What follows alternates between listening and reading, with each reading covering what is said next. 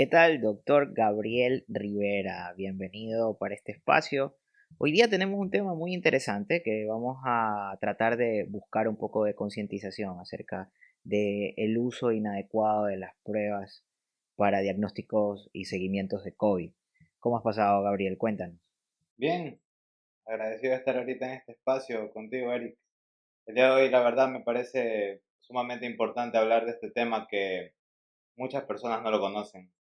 Hay mucha confusión ahorita realmente en el Ecuador de qué pruebas realmente nos suelen ser útiles para hacer el diagnóstico del COVID-19. Antes de entrar a eso, quisiera dar una breve reseña de qué es realmente la evolución de la enfermedad. Prácticamente solo son tres fases. La fase uno con los síntomas muy leves, que lo que más se le podría decir tal vez a las personas es que se pongan mucha atención si tienen pérdida de olfato y gusto. Eso ya te hace bastante sugestivo de que tengas COVID-19 ahorita en los tiempos de la pandemia. La fase 2 es la fase pulmonar. Como el nombre lo dice, va a haber dificultad respiratoria en este caso. El paciente se va a sentir que se ahoga. Y la fase 3 que es la fase de inflamación, la famosa en la cual aparecen los trombos, en que la persona hasta se puede infartar, puede incluso tener un evento a nivel del cerebro. Eso es realmente importante porque en sí nos va a permitir saber en qué momento hay que pedir las pruebas. Empiezo diciéndole a la población que no debemos usar las pruebas anticuerpos para hacer diagnóstico. No hay ninguna recomendación a nivel internacional para hacerlas.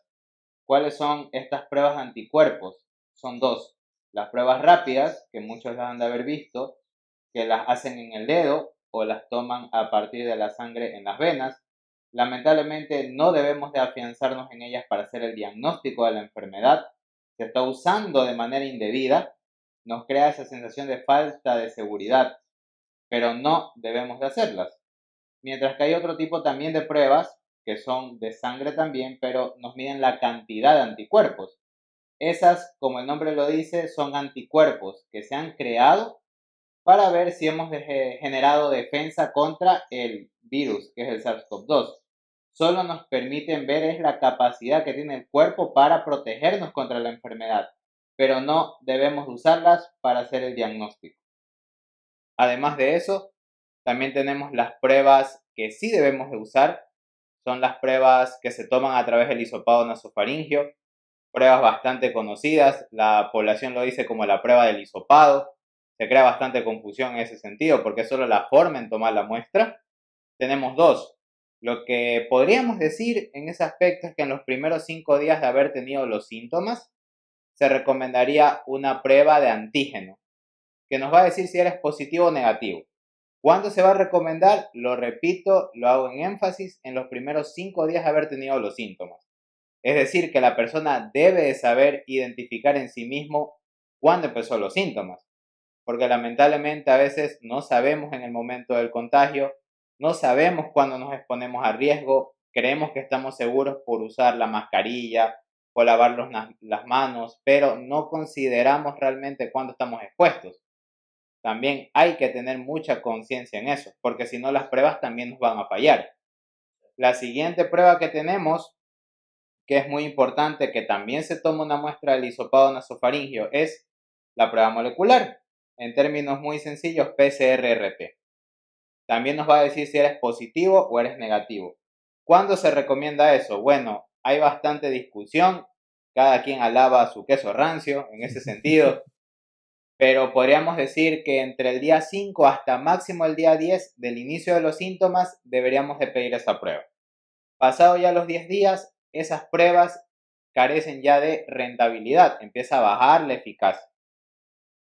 También otra cosa muy importante que hay que tomar en consideración con estas dos pruebas que hemos mencionado, la prueba de antígeno, la prueba molecular, es que son inexactas. Hay muchas personas que lamentablemente nos preguntan acá en la unidad de referencia, ¿cuál es la prueba mejor? ¿Cuál es la prueba más exacta en ese sentido? Lamentablemente hay que responder siendo honestos. Ninguna de las dos pruebas es 100% exacta. Para ponerles un ejemplo, si nosotros atendemos, aunque ya también hemos atendido personas acá en la unidad de referencia, que han tenido 5, 6, 7 días de enfermedad, le podemos recomendar la prueba molecular, hacerle un hisopado nasofaringio, pero lamentablemente no es 100% exacto. En estos días, lo más exacto, dependiendo de qué estudio uno lea, hasta el 83% de efectividad para poder detectar el virus en la muestra. Es decir, un 17% de personas, al tomarle correctamente la muestra, igual nos va a salir el resultado negativo. Eso hay que realmente generar conciencia en la población, porque muchos creen que al hacer la prueba y tener el resultado negativo no tienen la enfermedad, pero tienen los síntomas. Un ejemplo muy didáctico: pérdida de olfato, pérdida de gusto y tener una prueba negativa, igual vas a tener la enfermedad, porque esos dos síntomas ahorita que juegan al pepo en la población te tienen que hacer sospechar que la persona tiene COVID-19, así la prueba te diga que no. Muy bien, quedó sumamente claro. ¿Y qué opinas tú acerca del seguimiento de los pacientes que ya tuvieron un diagnóstico positivo con el PCR y luego utilizan las pruebas cuantitativas en sangre? Muy buena pregunta también, Eric. Me parece importante también aclararle eso a la población. No debemos repetir la prueba molecular. Está ya documentado en los estudios que hasta genera más ansiedad en las personas, por esa falsa interpretación de que si sale positivo, aún sigo enfermo. Ya la persona está bien.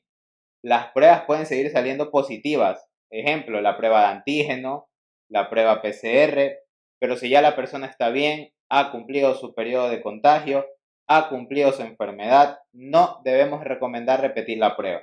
Lo que sí debemos de pedir son esas pruebas de anticuerpos en sangre, preferible las que nos miden cuantitativamente para ver si generamos defensa contra el virus, porque igual, ahorita con tanta cepa nueva que está mutando, ya tenemos aquí la de Nueva York, la de Brasil, la que estaba circulando en Chile y Perú, siempre somos candidatos otra vez a reinfectarnos. Muchos se preguntarán, ¿hasta cuánto tengo de anticuerpos para defenderme? Se debate mucho realmente en los estudios, podríamos decir, para defender a los dos lados, 3 a 6 meses. 3 a 6 meses de defensa, pero obviamente, si te has hecho la prueba de anticuerpos y sabes que tienes defensa. ¿Por qué? Hay un grupo de personas, yo tengo una de mis amigas, que ella jamás generó defensa y tuvo la enfermedad.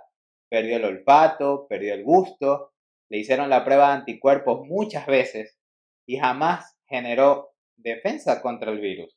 Entonces, esa persona era candidata a reinfectarnos. Pero ¿cómo lo sabemos? Haciéndonos las pruebas. Y eso también hay que incentivar a la población que lo haga. Porque si nosotros no le explicamos a las personas la utilidad de la prueba de anticuerpos, ellos no lo van a entender. Van a creer que nada más queremos que gasten dinero. Pero no es así. Es importante saber si tenemos anticuerpos de defensa contra el virus.